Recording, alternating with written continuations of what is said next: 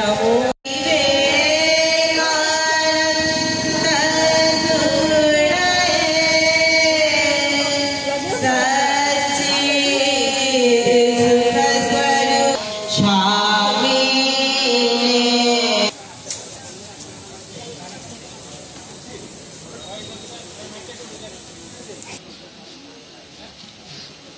স্বামীর নামটা কি তো বলেছেন গুণদিশানন্দ মহারাজ।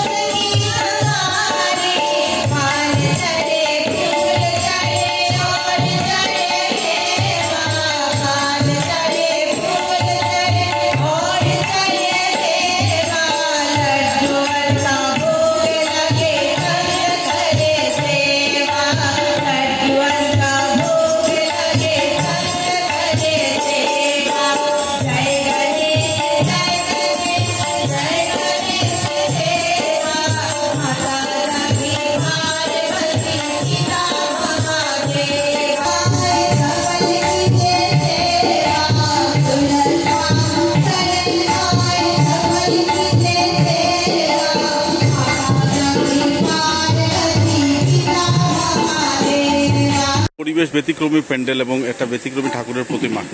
এবার প্রথমবারের মতো হচ্ছে পুজো শিবকলোনিতে একটা জনমনে একটা আনন্দ উৎসাহের জোয়ার। দুর্গাপূজার ছোঁয়া ছোঁয়া ভাব, এত সুন্দর আয়োজন। কি কি অনুষ্ঠান থাকছে আপনাদের? শিবকলোনি সার্বজনীন গণেশ পূজা আমরা প্রথমবারের মতো শুরু করেছি।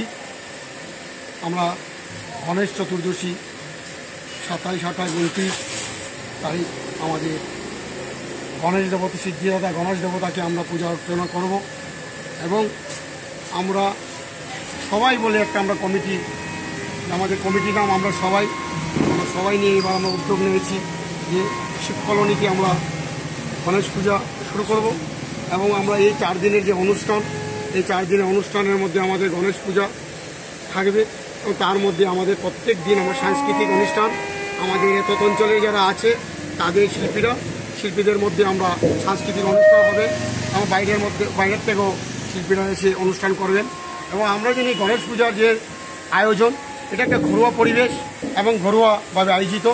আমরা কোনো ধরনের এরকম কোনো আলোড়ন বা কোনো নয়, একদম সম্পূর্ণ ঘরোয়াভাবে আমরা এই পূজা করছি। আমাদের উদ্দেশ্যটা হচ্ছে যে আমরা যে গণেশ বাবাকে এনেছি তাকে সুন্দরভাবে আমরা তাকে পূজা অর্চনা করে এবং আমরা আমাদের এত অঞ্চল এবং মানব কল্যাণের জন্য আমরা প্রার্থনা করে যাব এবং সবাই যেন গণেশ বাবা মঙ্গল করে এই আমরা কামনা। কালকে পুজো কটায়, মহাপ্রসাদ বিতরণ কটায়?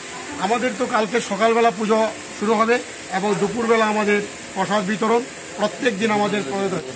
তাই আমি এবং আমাদের এত অঞ্চল এবং সবাইয়ের কাছে আমাদের শিবকলোনির তরফ থেকে আমন্ত্রণ, আপনারা এসে আমাদের গণেশ পূজা দেখে যাবেন এবং আমাদের দুপুর এবং সন্ধ্যার সময় প্রসাদ বিতরণ হবে।